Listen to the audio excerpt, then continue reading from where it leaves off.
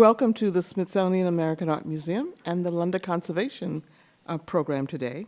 After the introduction, we'll hear from Amber Kerr-Allison, who will introduce us to the artist Henry Ossawa Tanner, and provide a project overview.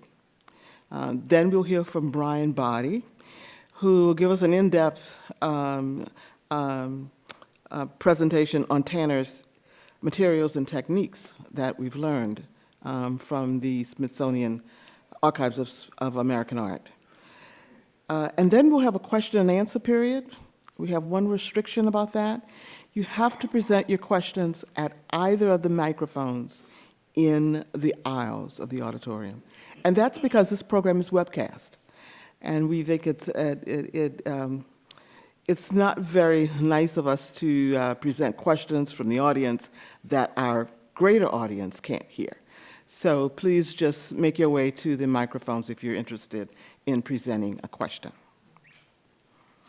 So I'd like to introduce Amber Kerr-Allison, who received her BA from Virginia Commonwealth University and an MS from the Winterthur University of Delaware program in art conservation.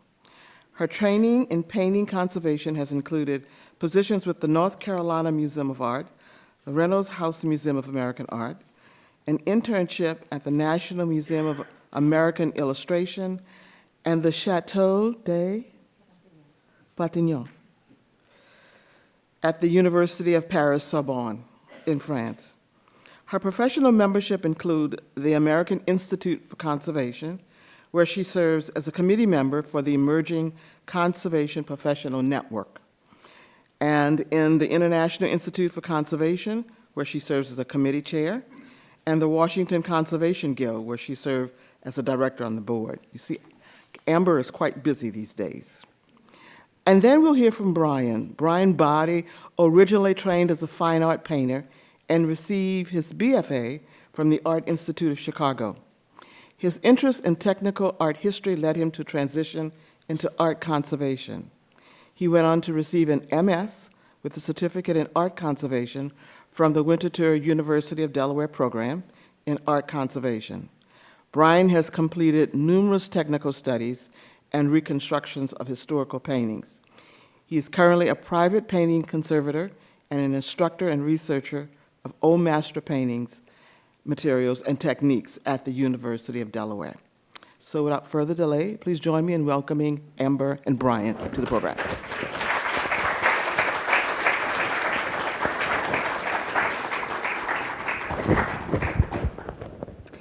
Thank you, Nona, for that introduction.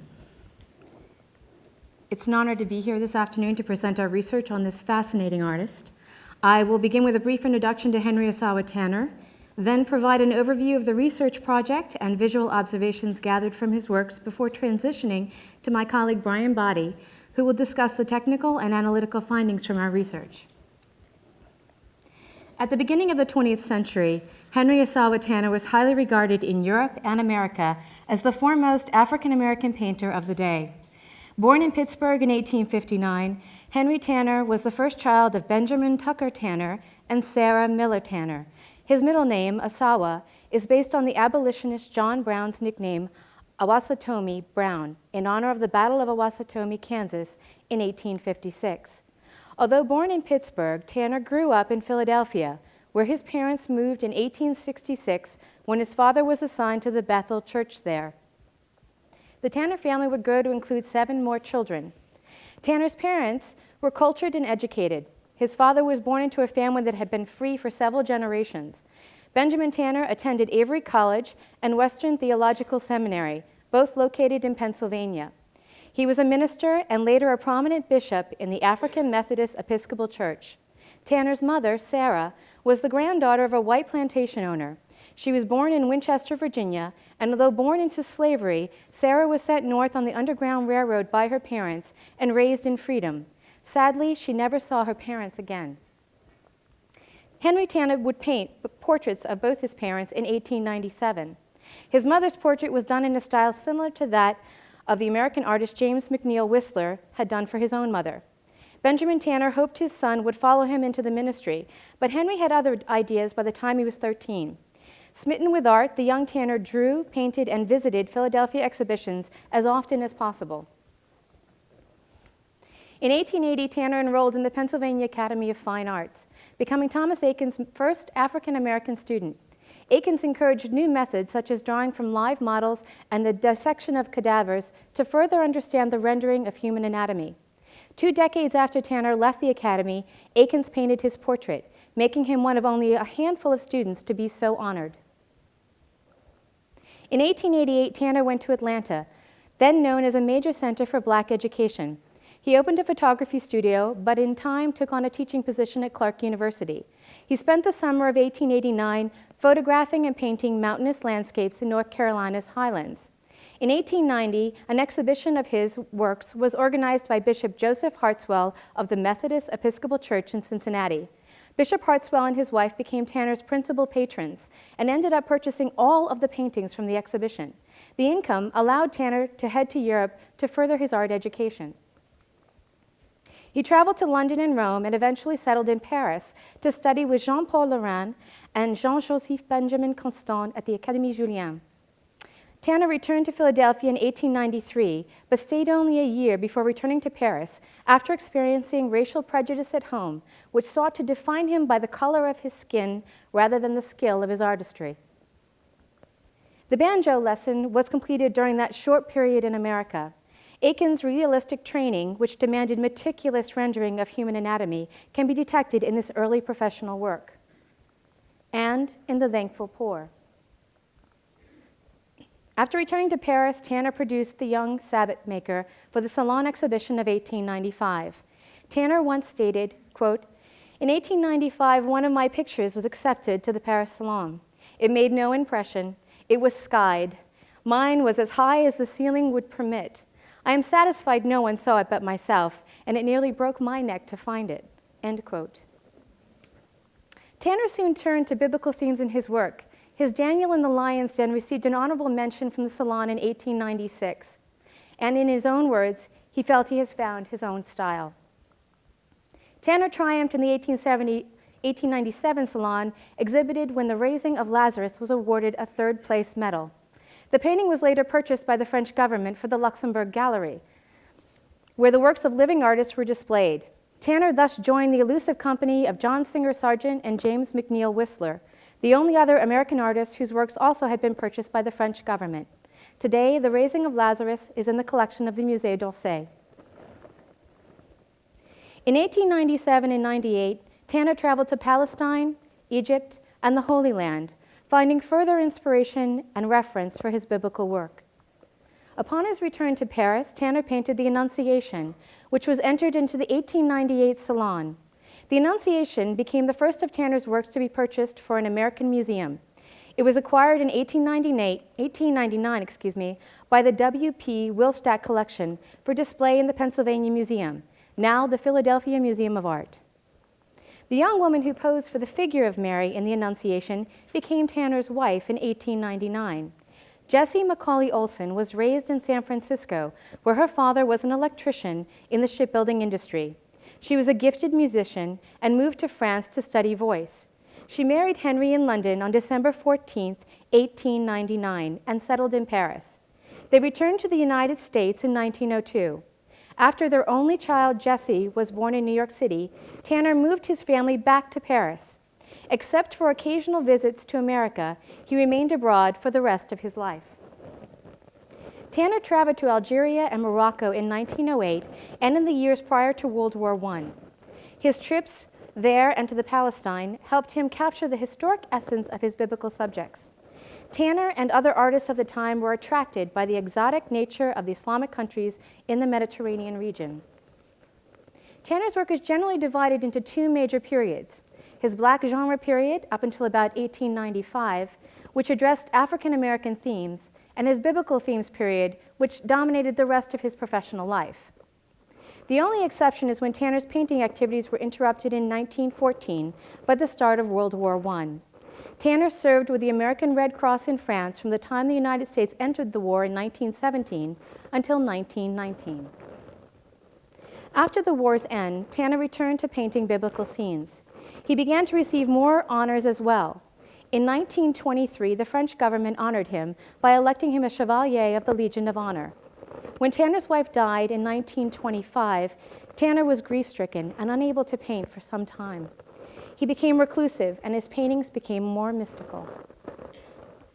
During the Harlem Renaissance of the 1920s and 1930s, when black writers and artists sought a new aesthetic, Tanner was criticized for not painting more black subjects. By the 1930s, though, Tanner was a respected elder to the emerging generation of African American artists. Tanner continued to pursue his inner vision, and he completed his final painting, Return from the Crucifixion, in 1936. Tanner died in his sleep in Paris on May 25, 1937.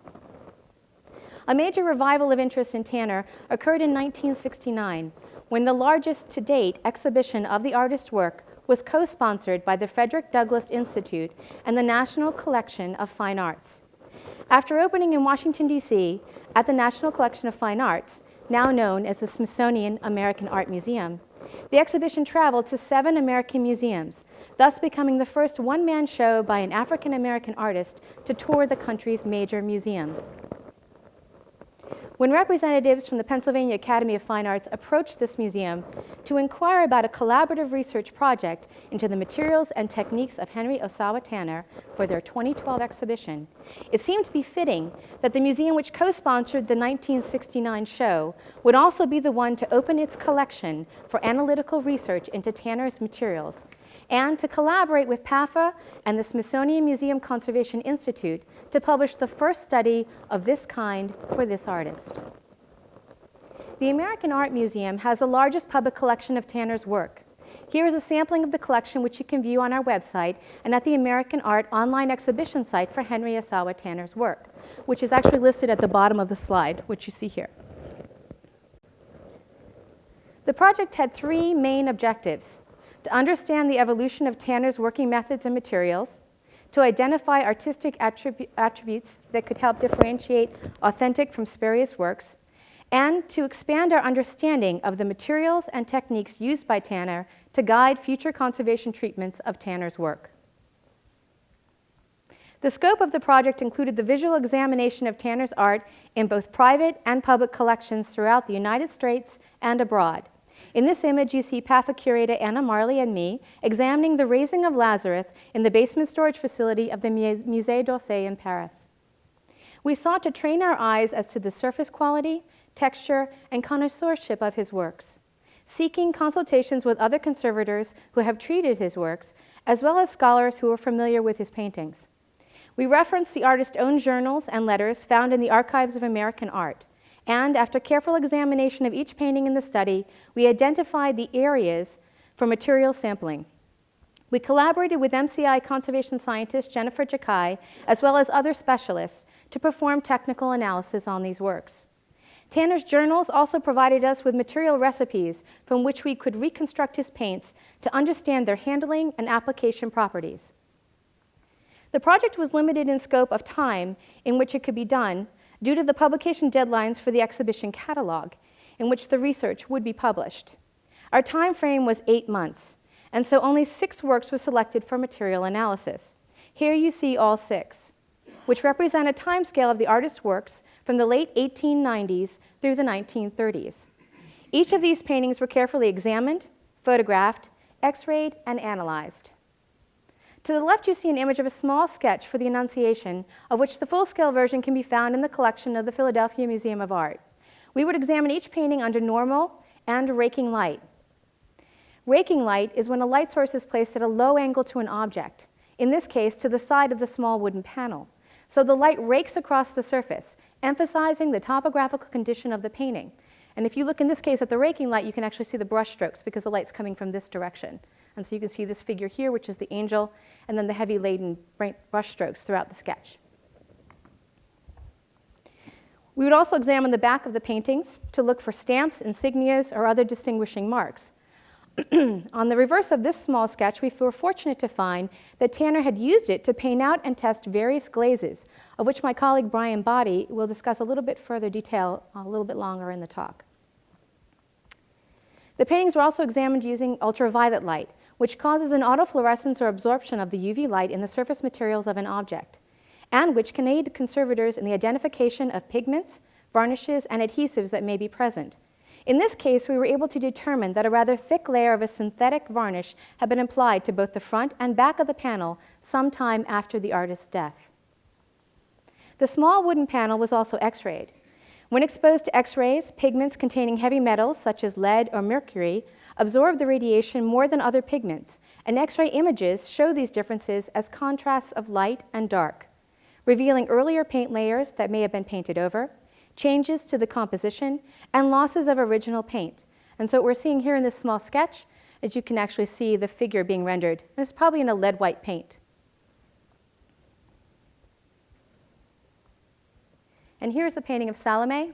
We're seeing it here in normal light, and then to the right-hand side, you're seeing it in UV. And what you're seeing in this area here is basically changes or restorations that have occurred to the surface, but there are also older changes, these other brush strokes that you see here. So through UV, we're able to see that something has been, the surface has been reworked or it's been restored at some point, but there were much older sort of retouches. And this painting was in the artist's collection throughout his life. So it's not unconceivable that he could have kept reworking the piece throughout the time that he painted it and then onward into the future until his death.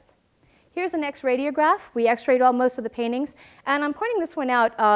In the X-ray that you see here, it's of this region, and here's the head to give you just a general reference. That's right here. And you notice there's really not much going on here aside from brush strokes. We really didn't see much aside from the application of obviously layers of paint, but nothing that was really a form. However, we also looked at this painting using infrared reflectography.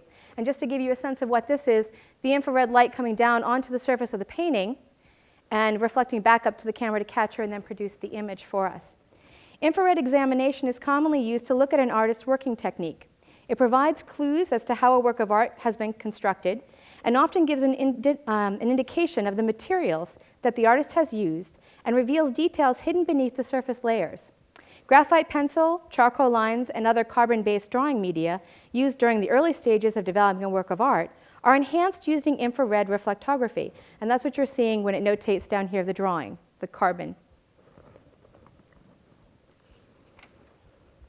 Analytical imaging using specialized IR cameras that could scan through different wavelengths in the infrared region were used to detect different pigment layers or pigment combinations that were not seen through the X-rays alone. And so when we imaged this particular painting in that same area that we really didn't see much going on before, we actually now see that at one point there was a table. And these particular pigments would have been noticed in an X-ray because they're probably an earth pigment. Here you see a comparison of the fisherman's return in normal light on the left and in raking light. And in this one I want to point out, number one, this very thick paint layers. And in the raking light you can really see the condition of the surface of this painting. These are very rigid paint layers that are on top of a canvas. And you can imagine through time as that canvas is expanding and contracting with the relative humidity in the area that it lives, the paint layers, which are very rigid, are being broken and cracks are forming throughout the surface, and that's what you see here. I'd also like to point out this really pebbly textured surface, and this is going to become very important in just a moment. We took X-rays of this painting as well, and I'm going to show you this sort of detailed section. We'll blow this up, enlarge it for better viewing. You can see how the pebbly surface texture appears to be if it were built up or applied by a daubing technique, building the figures up through layers of application on the surface. So this pebbly surface is actually, you can see it here, is that the paint was just added in these little daubs. And I'll also note, if you look carefully, the figure in the painting has a leading left leg. He's walking forward with his left leg, but in the X-ray, it looks more like the right leg is actually the prominent leg walking forward. So he even changed the direction in which the figure was going so that he would be in stride with the fisherman that he was in back of. So they're both leading with the left leg. When comparing the fisherman's return with the techniques used to create the flight into Egypt, we begin to see a pattern developing regarding the pebbled surfaces. And the X-ray of the painting again reveals the same daubing of paint to build up the image. And in the detail, you can see even more of that detail here. And we were also noticing that there was this sort of inscribing lines or these areas of trenches, some kind of a tooling technique that was around these figures to give them even more of a low relief in the surface of the paintings. The surfaces of all 6 paintings were examined under a microscope to identify areas for sampling. and to analyze the brushstrokes and methods used to construct the image, such as investigating the incised area around the moon in the flight into Egypt. And so I mentioned we have these incised areas. And a 3D digital microscope was used in this case to take surface measurements and to create a digitally compiled 3D image of the incised mark that encircles the moon in hopes of being able to figure out what tool might have been used based on the marks left behind, which we suspect may have been the tip of a paintbrush. So when we were looking at the moon, we were trying to figure out was something sort of pushed into the paint to create this circle, or was there a tool used to incise around it? And what we found out, and here you see at 150 times magnification, this image was taken, and then you can see here's the moon, the edge of the moon, and then you see this trench. And there's obviously the paint was not pushed down, it was actually removed with some kind of tool. X-rays also revealed the artist's use of some sort of a tool in the application of the ground and paint layers, possibly a spatula, in the head of the Palestine Jew. And here you look on the screen, you can see that, these sort of troweling of the material on. And also note, this was another painting that was in his collection throughout his life. And you see it here, but when you look at the X-ray, you can see that the hairline extended out a little more. So as he's reworking the piece, he's painting over previous parts. And the beard, which was much more of a free-flowing beard here, you can see is much tighter with this later application and drawing of the shirt that he's wearing. The Good Shepherd was also X-rayed. Excuse me. And here you see a detail of the shepherd in the lower right-hand corner of the composition. And if we do a little outline here, you can actually make out where that little figure of the shepherd is in the X-ray. But if you look a little bit closer, you can see that there's an outline of a larger shepherd behind him. And I'll outline that for you. And if we take that back to the overall image of the painting and impose that figure into the composition again, you can see how different this composition would be if the figure had been that large. And so he reduced it down and then put the sheep in. So we find that through the X-rays and the IR, we're really getting a sense of how he's going back and he's revisiting these works and he's changing the composition slightly, adding and subtracting things. The Good Shepherd, along with The Fisherman's Return, The Flight into Egypt, and The Fisherman's Return and The Flight into Egypt were also imaged using reflectance transformation imaging. RTI is a new imaging technique that captures multiple images with a subject and camera that are in a fixed position. Here you see the painting with the camera, and I've highlighted that there's the fixed position of the camera itself. And what I've done is to point out to you, here's the painting and the camera. They remain fixed, and the technicians will move. They've got a string between the light source and the center of the painting. They will set up the light, remove the string, take the picture, and then move the light in various angles, sort of in this dome-like atmosphere around the painting to take many different images and creating a raking light from all different angles. And so they get this composite. The software then takes that information, guided by these two black spheres here. So the spheres are actually capturing where the reflective points are, where that light source is, where it's coming from. The software takes all of that, takes a compiled picture, and it creates a 2D image.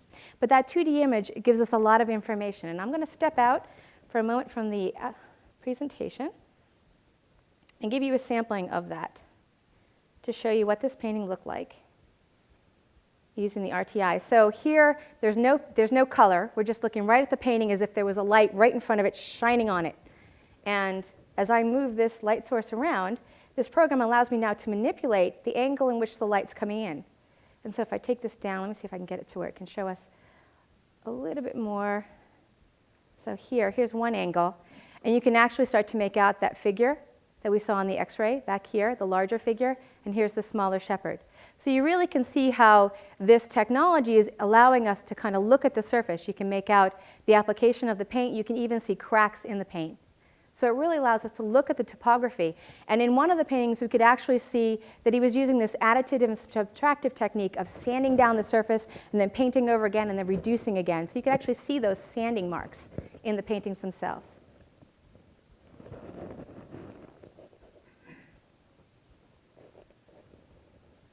All of these examination and imaging techniques served as a foundation from which we could build our knowledge and understanding of Tanner's techniques. And what I'm going to do now is I'm going to pass the podium over to my colleague, Brian Baade, who will take over the presentation.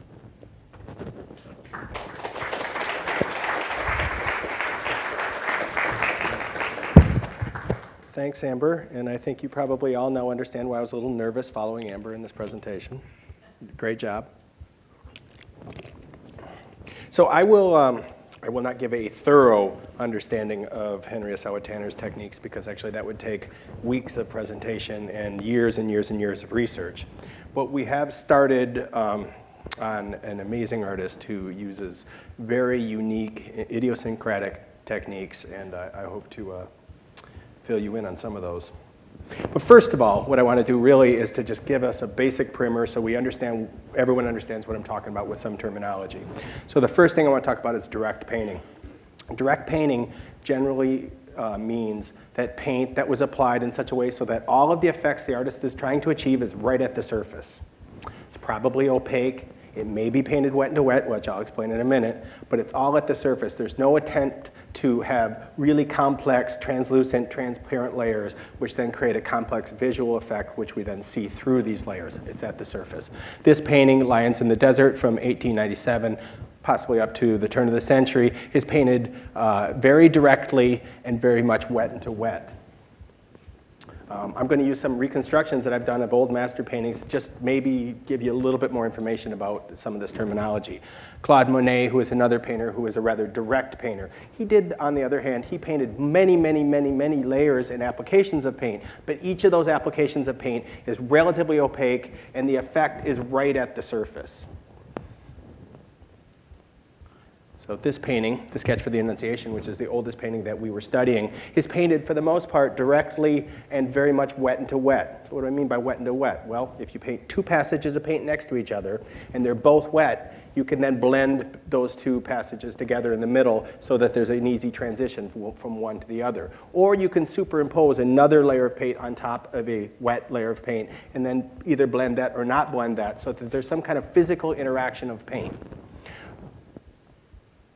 This is another cross-section showing, or this is a cross-section showing the application of wet into wet. I should step back and say a cross-section. What we do with a cross-section is we'll take a tiny sample of paint, usually from the edge of a loss or the very periphery of a painting. We'll take that very small section of paint, we'll embed it in a piece of plastic or polyester or epoxy resin, turn it on its side, cut that in half, which will give us a cross-section of that paint chip. That'll allow for us to look at the stratigraphy under the microscope. There are other analytical techniques we can use to perhaps characterize those various layers that we see in the cross-section. Give us a good window into the layering structure that the artist actually used to create this painting. This cross-section and all the layers, really essentially from here to here, are all painted wet into wet. And we've got like a cyclone of blue and white pigments here. These were all blended on the surface, not blended on the palette, and then applied. So I'd mentioned that Sketch for the Annunciation was painted wet into wet, basically all directly. There are a couple deviations from that. This yellow in the background, this kind of ochre color in the background was painted over top of the wet in the wet. But more importantly, we have this shaft of light here that Amber mentioned was representing the angel. Tanner did, even at this early of a date, and he is primarily a direct painter at this time, does use a different technique. What he did is he built up this entire area with really stringy, ropey lead white paint, and then covered that with a layer of yellow. And then rather than trying to use a brush to create this rather organic shape, he scraped back through that yellow so that that ropey quality of that paint could show through. And that's an effect that you couldn't achieve with a brush. If you attempted to try to make that non-linear, just organic shape, it would be very difficult to do in an additive way. It was much easier to do in a subtractive way. So we're going to contrast direct painting with indirect painting. This is the Good Shepherd from the last decade of Tanner's life. Very, very indirectly painted, very complexly painted. You can see in the photomicrograph here many layers of translucent, very transparent paint. We're seeing down to the ground, translucent layers on top of that, scumbles, opaque highlights. Many, many layers that are achieving this really complex surface, this complex paint surface that we're seeing into, lights going in, bouncing back at us. It's a much different way of handling paint. He's using this to create this kind of hard to describe rocky, craggy cliff here. And once again, another of my reconstructions, I want to just nail this home. Indirect painting. So with El Greco, who exemplifies indirect painting, he used a grisaille to paint Mary's robe here. And rather than mixing red with the black and then adding white to a highlight, he went ahead and then added a transparent red glaze or a transparent darker color applied over a lighter color, allowing that underpainting to create all the volume and then the glaze to create the color. And he did a lot of other manipulations there, but I hope that makes sense. Something we found out very quickly when we started to sample the paintings was that even though there'd be areas of a painting that seemed very simple, just a flat blue, this actually comes up from a flat blue area up here, there could be as many as 20, 22 layers in the cross sections. Many more layers than you would even think necessary. We see 19 layers of this. But it's not just that painting. Actually, all but one of the paintings that we sampled, all except for that sketch, have many more layers than you would expect. 21 layers of paint on the Good Shepherd. 22 layers of paint, even on a painting as early as 1900, Salome. But as Amber mentioned, we may have to step back from that because this was in his studio to the end of his life. He may have reworked this. In fact, I think it's very likely that he reworked this many times over the years as it was in his studio. This is a very complicated subject that I'm going to talk about very quickly, change in brush strokes. This could be a huge talk in and of itself. Tanner does evolve a different type of brush stroke throughout his lifetime. And he also, for some paintings, will go back to an earlier style. But I'm going to give you a general overview, oversimplification of the evolution of his brush strokes. I do not have an example of his earliest work. We did not examine any of his self-taught work before he entered the academy. This painting, The Lion Licking His Paw, though, is from around the time after he worked with Thomas Eakins.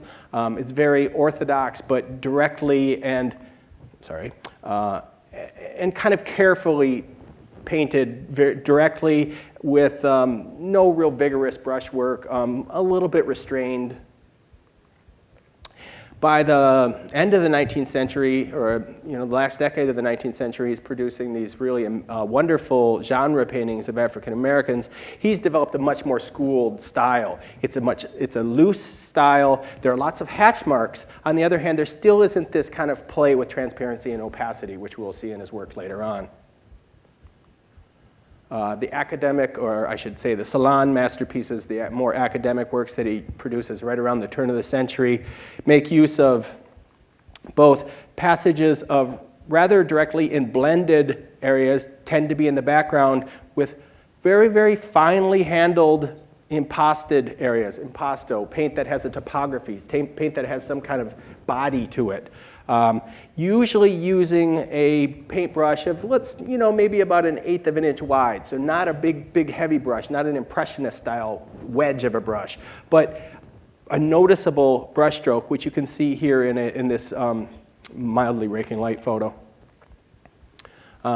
And then we get to the Salome, which, like I said, it probably has been worked on quite a few times later. So we do have much more vigorous brush work going on here. We also have some dragged paint, which we don't see in most of his other work until in the teens, which is what I'll go to right now. In the teens, we see a lot of paintings that we've moved away from this wet into wet. He really is a wet into wet painter. Wet paint on wet paint, blended with wet paint. In the teens, when he's in the Middle East, and even with subjects that aren't from the Holy Land, he has much more of a wet on dry paint application. So he would paint a layer of paint. It would dry. He might have what is often called a horny surface or a textured surface. And then he would drag paint over top of that so that it would just hit the tops of the threads. A little bit like if you have a textured piece of paper and you take a piece of charcoal across it, it leaves a broken mark. Well, the paint here is broken. So if you look along any of these here, you can see where paint's dragged and it doesn't completely cover. It's also at this time where he really starts to do this kind of wet on dry outlining, but that the paint that he's applying is actually very little thinner in it, very, very little diluent in there, so it also is broken.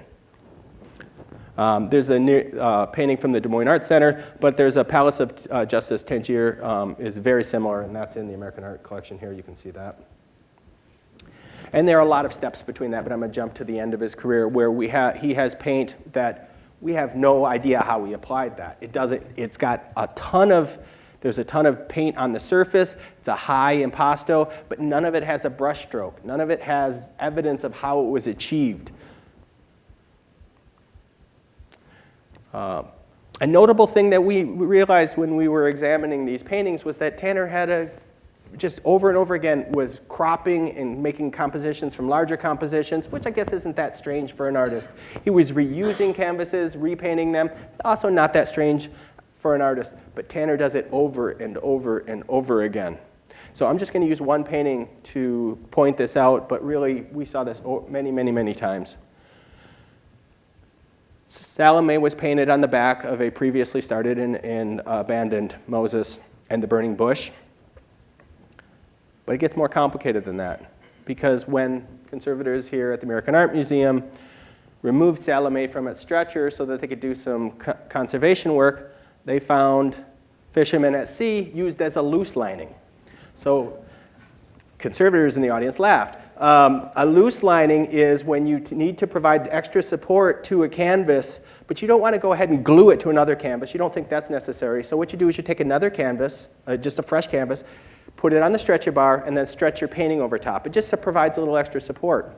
Well, apparently, Tanner found that this painting required some extra support, and rather than just getting a 30-cent piece of cotton duck and stretching it up, he stretched one of his paintings from the studio and used it as a loose lining.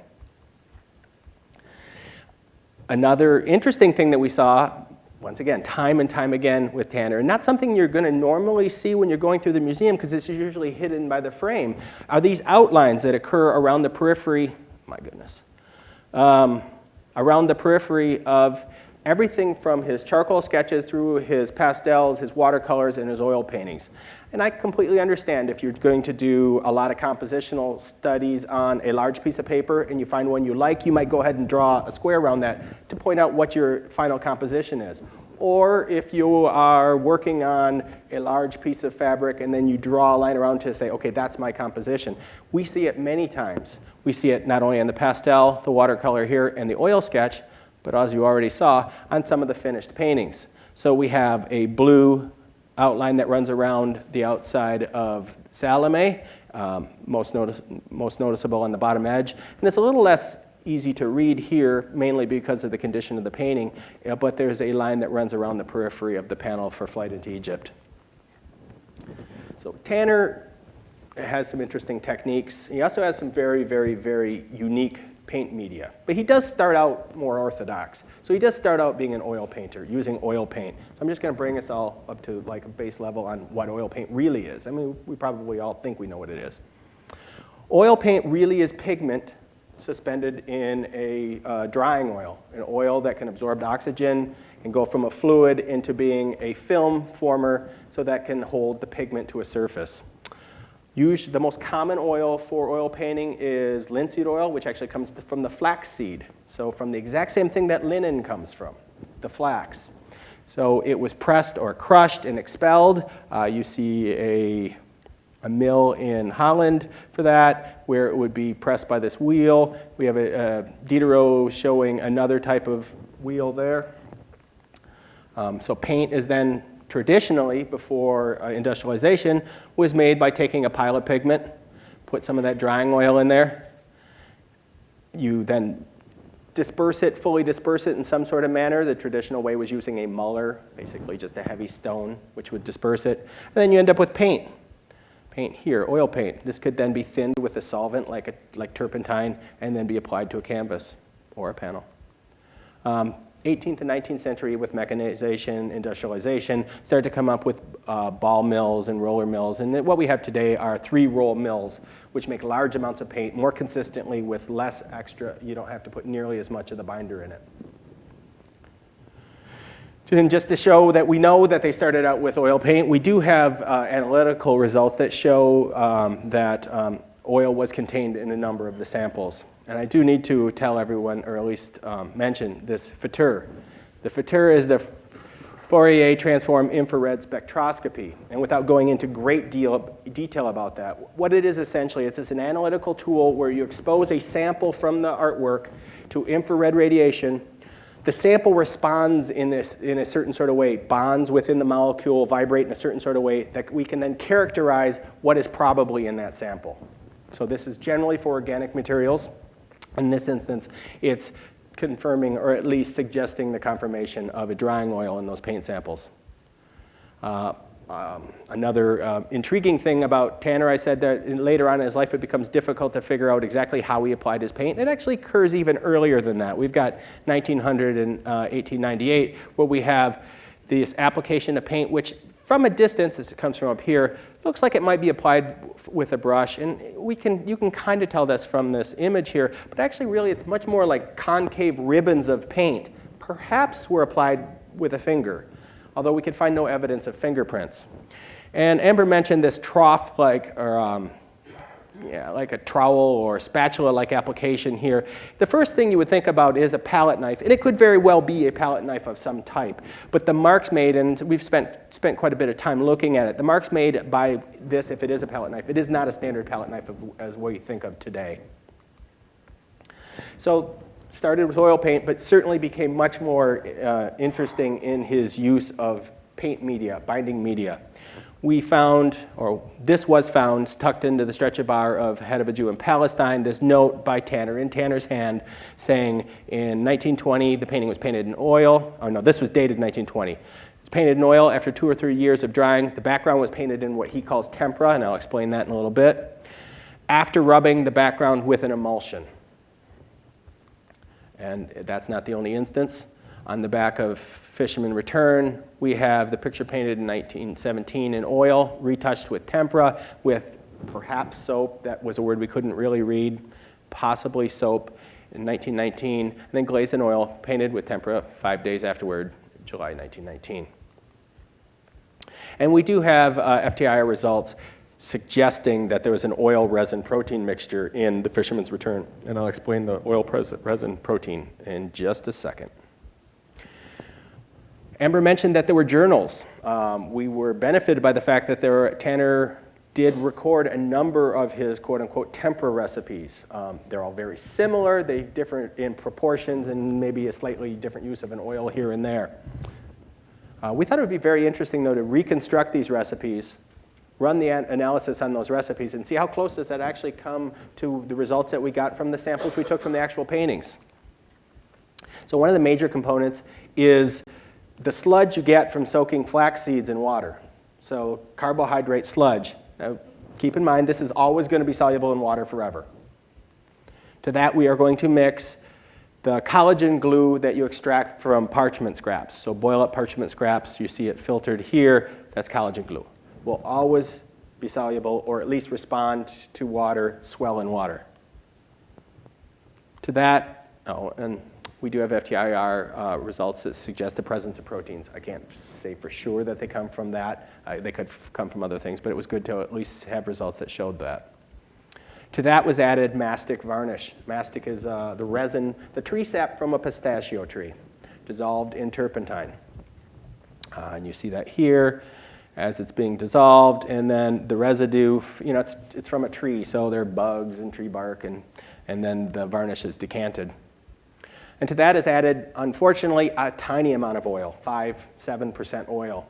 We would like to have seen a lot more than that, because the oil is the one thing that doesn't stay soluble in what it was originally dispersed in, or what it was originally diluted in.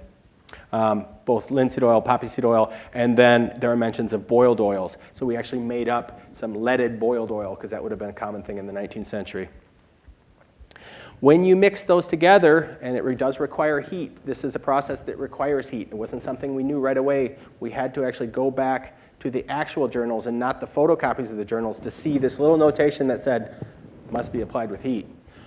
They make these really like cosmetic gels. This is like, I don't know, Vaseline or some kind of tonic. I forgot to mention, one of the things that helped emulsify these things together was the addition of lanolin. And that adds to another issue here, is lanolin is always going to be soluble in mineral spirits.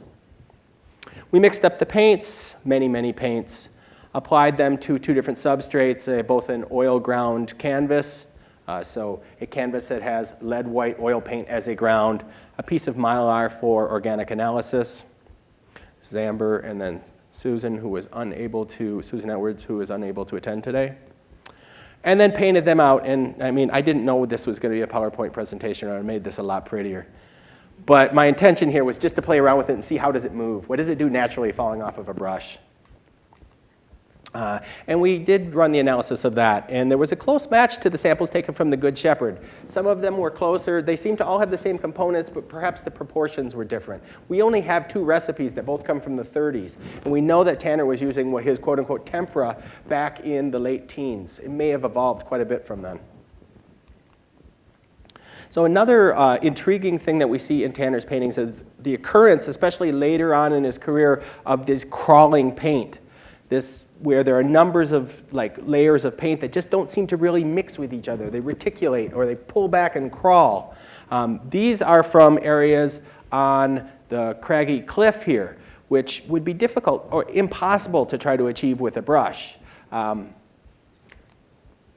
was very happy to see, though, when we were painting these out, that the reconstructions on the oil ground had similar places where it would bead up or crawl. So there are recipes in notations in Tanner's journals that talk about a certain section of a painting, or the painting was covered with glue before it was then painted in his tempera. We're thinking that perhaps there are times when he wanted to make use of this crawling effect, so he wouldn't apply glue to that region.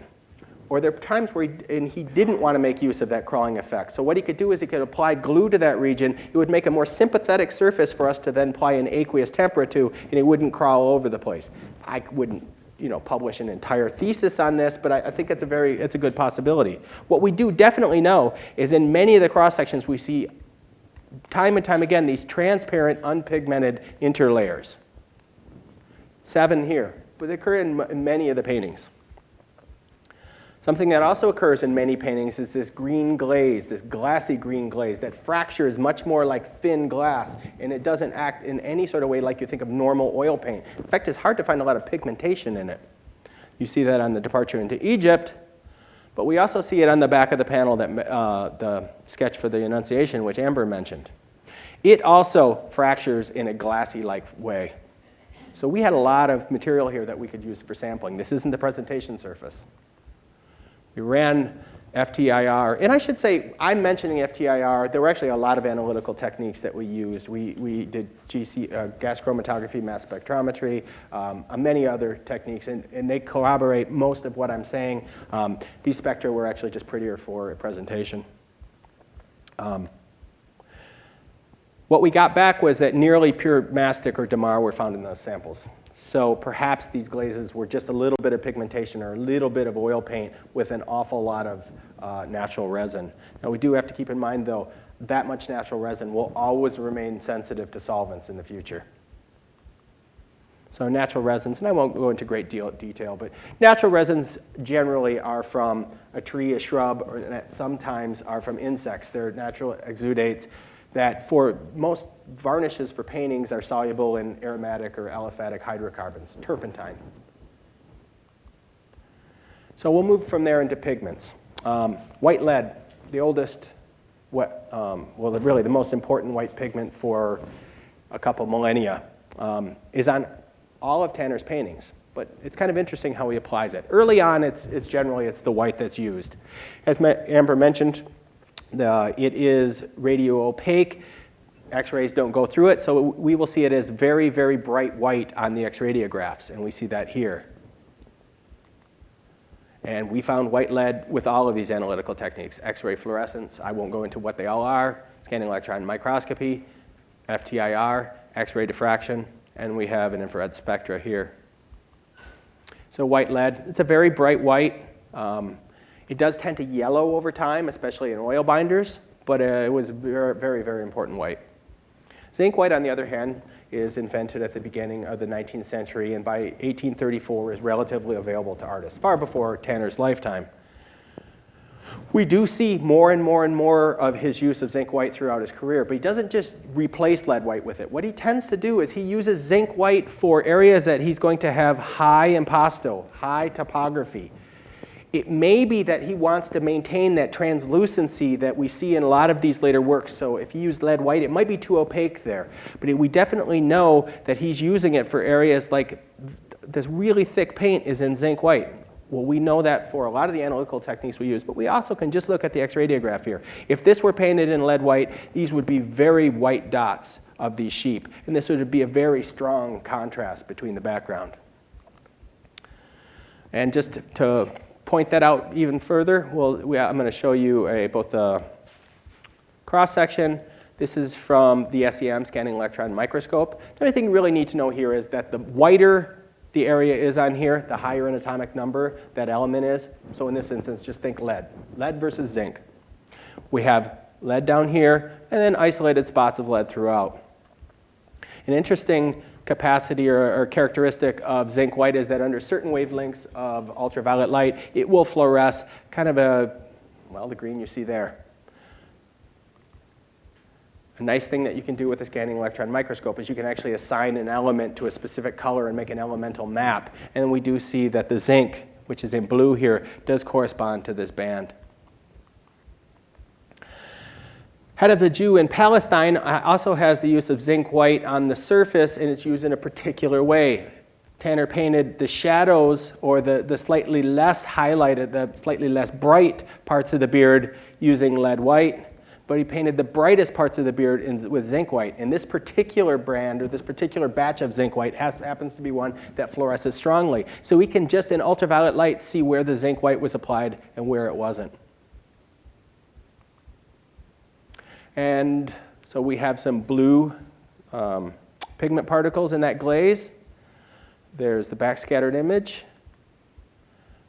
And we can see with the elemental map that those contain cobalt. Well, there are a lot of other steps we would take, and we did take, but we found out that was cobalt blue, cobalt aluminate, available in the 19th century. Kind of a beautiful mid-color blue. There are some other colored blues in there, though. In this cross-section, we have the cobalt. We also have tin.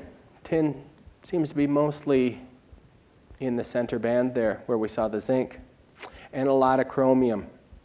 And if those seem to correspond, those correspond to the green particles here for the chromium. The cobalt was within this layer and with this layer, but the tin was mainly there. So, sorry about that. The cerulean blue, which is another blue from the 19th century, more translucent though, quite translucent. I shouldn't say more translucent than cobalt blue. A blue heading more towards green, something we see a lot in Tanner's work. And then the viridian. Cobalt blue, cerulean blue, and viridian were in every cross-section that we took, irrespective of what the color was. There would be a particle of viridian in a red, and there would be a cobalt blue in every single color that there was. We've only really analyzed 6 paintings. Maybe this isn't true of his entire oeuvre, but in our experience, it was very true. And then finally, we have these reds and the blues on Salome. And we found almost no reds in any of the PLM, polarized light microscopy, or any of the other analysis. We could find almost no red and almost no earth color. But we did find a lot of aluminum in this cross-section. And aluminum could be both ultramarine blue, but what's more interesting in this instance is the fact that we also found alizarin lake. So alizarin is a dye. Originally, it came from the madder root, madder plant. The difference between alizarin and alizarin pigment from alizarin crimson, which is synthesized, and the madder root is they have some other side products in the madder which fluoresce. So, and I didn't mention this before, but I did steal these off of the Cameo site. This is from the MFA. Rose madder will fluoresce in orange in the presence of ultraviolet light. And we do have a cross-section here from the Fisherman's Return where we do have orange fluorescence of those red particles. And so I think it's not impossible that those are natural rose madder. Getting near the end here, one of the issues that we deal with when we talk about Tanner is not just his use of materials and maybe any inherent problems that those have, but also what happened to him afterwards. These paintings, if they have those temper recipes in them, are very sensitive to solvents. Unfortunately, a lot of the paintings that were left in Tanner's studio after his death were uniformly coated with this really intractable varnish, which has become very dark. It's very thick and gummy, and I'll show you how thick and gummy. Here's a portion of it over here where it's actually reticulated into this maze-like conformation. We've done some analysis, and I'll show you that spectra in a second, but I do want to point out this is a painting by Tanner that Amber has cleaned, and she's had to clean that with a scalpel under the microscope over months and months and months and months. And the reason she's had to do that is that that varnish turned out to be an oil-modified alkyd, which oil-modified alkyds are really much more They're much less sensitive to solvents than the original oil paint. They're generally harder to dissolve than oil paint, so that you can understand why we'd be very careful about bringing any solvents to a surface of something that's sensitive to water, water, alcohol, aliphatic, aromatic, just about anything. And that brings me to the conservation challenges of Tanner. Complicated stratigraphy, many layers, and we know the more layers on a painting, the more likely something can happen to it in the future, just in changes in the environment. Incompatible layers. We have layers of water-containing components sitting on top of layers of oil-containing components, back and forth, back and forth. Even if we only take it from his notes that he did it a couple times, the cross-section suggests he did it quite a bit. We have heterogeneous layers and inner layers, which is similar to what I mentioned. The solubility of the media and the isolating layers. If you have a layer of glue between layers of oil, that layer of glue is always going to swell in the presence of water. Maybe you might just cleave all the paint right off of the top of it. And then the insolubility of the surface coatings, which I just mentioned. And so we do have evidence of the problems. And I'm sure you were pretty shocked when you saw this image when Amber brought it up. I mean, that is just a tortured paint surface. We did find that the paintings on panel suffered far less damage, not surprising. With 22 paint layers on here, many of them probably containing animal glue, which not only respond in a different way to changes in relative humidity, but also have a surface tension that's far stronger than oil paint. It can do nothing but cup like that.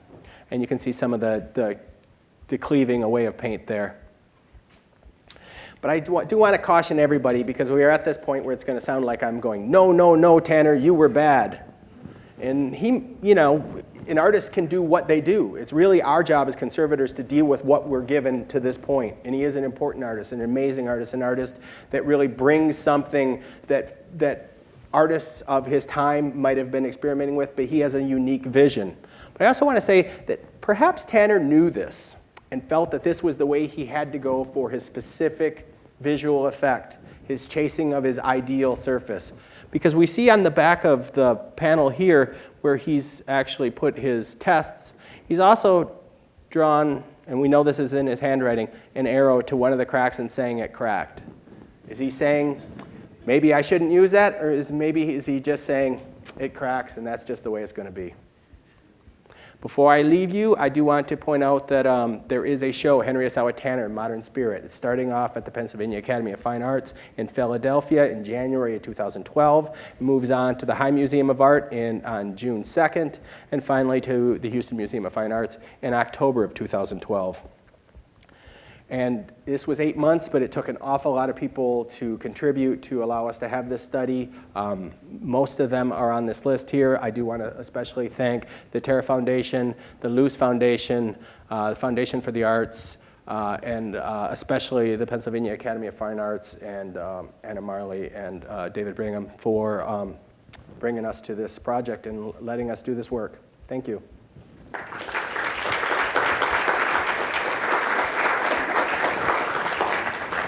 Are there any questions?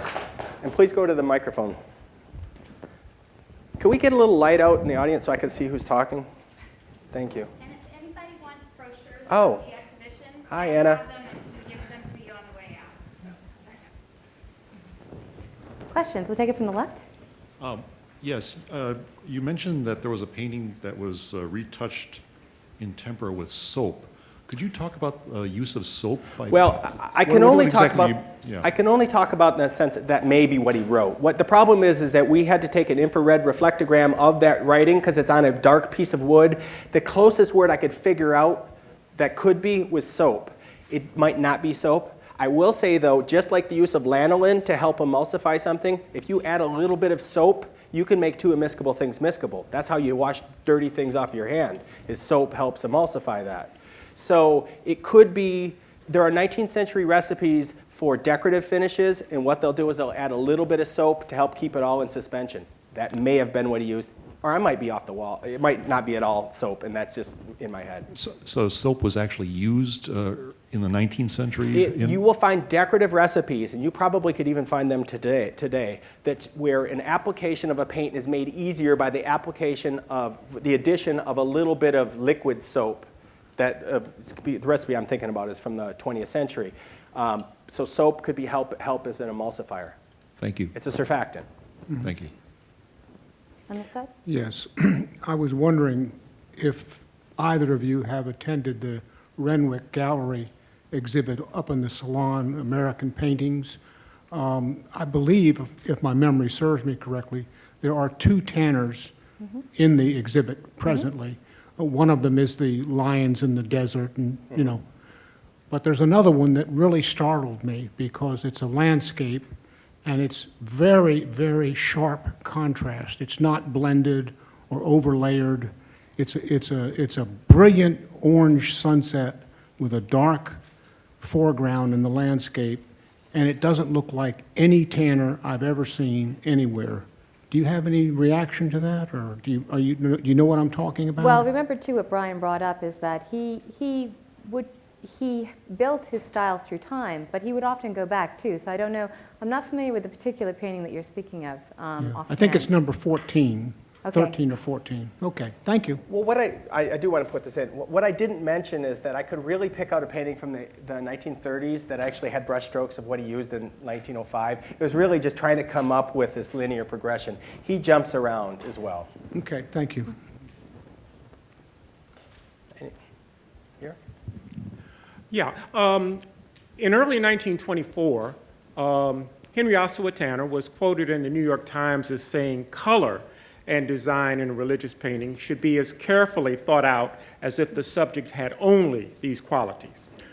A decade ago, the Metropolitan Museum in New York acquired Tanner's well-known 1923 version of Flight into Egypt. On the reverse of that canvas is a preliminary study for his award-winning circa 1912 painting, Christ at the Home of Lazarus.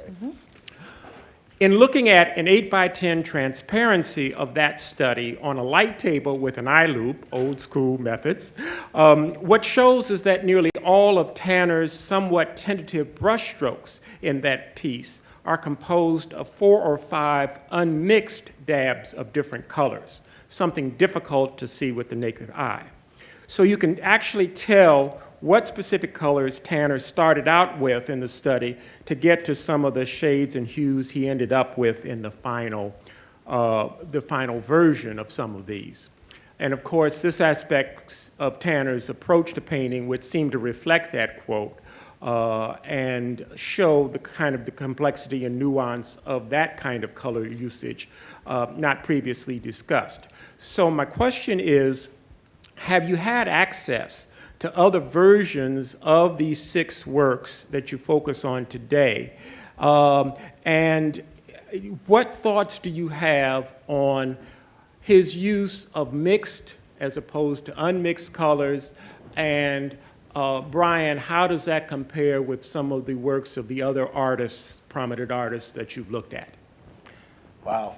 We were able to look at a number of paintings, as I mentioned, in both private collections and in public collections. When we went to the PMA and we looked at the Annunciation and we spoke with the conservation staff there, and they shared out their conservation files with us.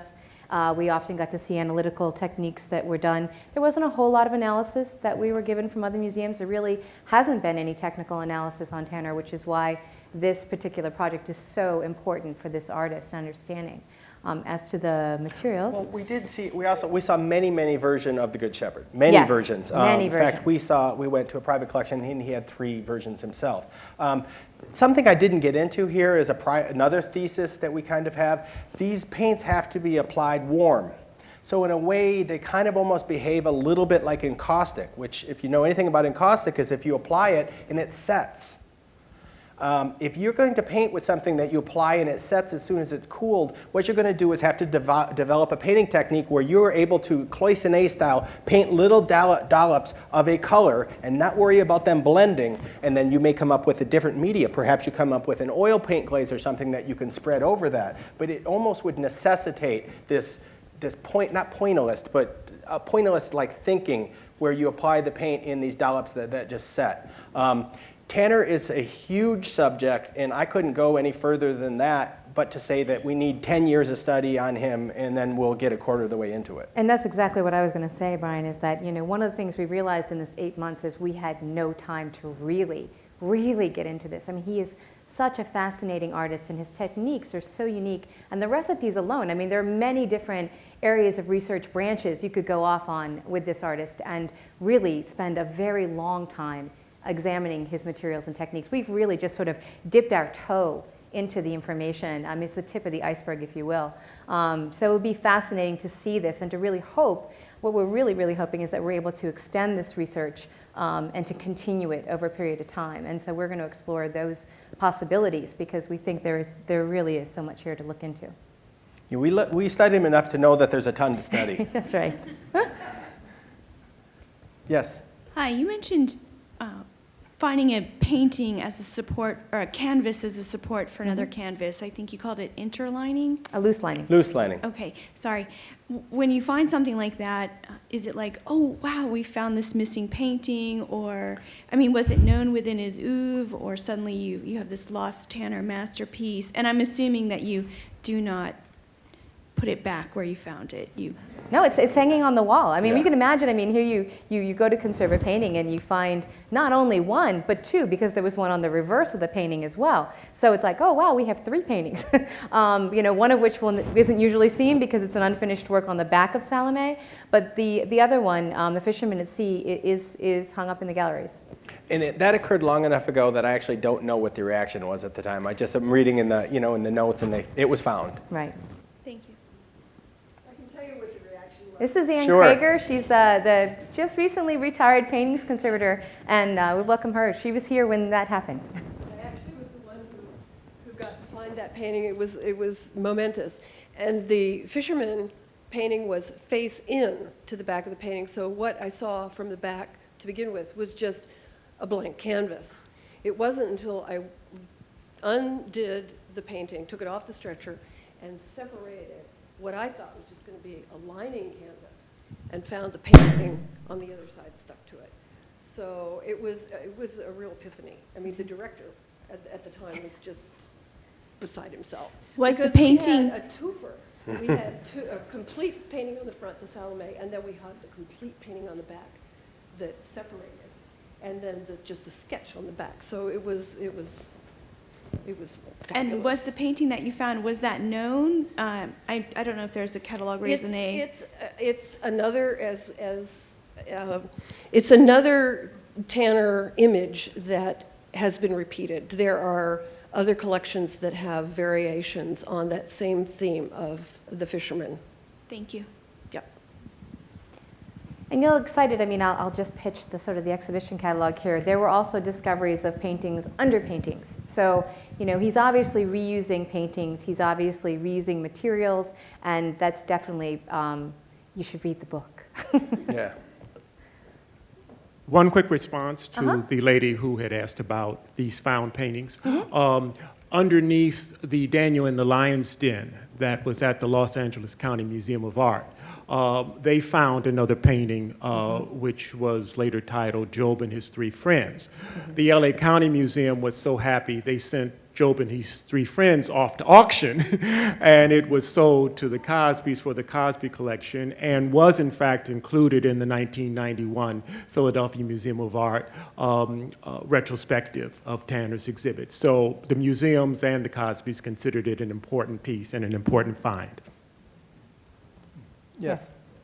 I just wanted to ask one other question about, you said there were really no red pigments at all? I mean, Well, does that include, like, there was no vermilion whatsoever? No, we found no mercury anywhere in any of these paintings. Now, remember, it's 6 paintings. And remember, our sample locations, we had 8 months. Sample locations were very specific. We did XRF on. We did X-ray XRF. fluorescence across the surface. On these 6 paintings, there was no vermilion.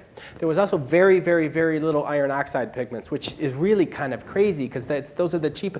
Tanner would often make brown from expensive pigments. He'd use Red Lake, Viridian, some cobalt blue, and maybe throw some black in it. And that's what he would use to make a brown. That's kind of an impressionist notion, not necessarily the addition of the black, but using these strongly hued colors to make neutrals.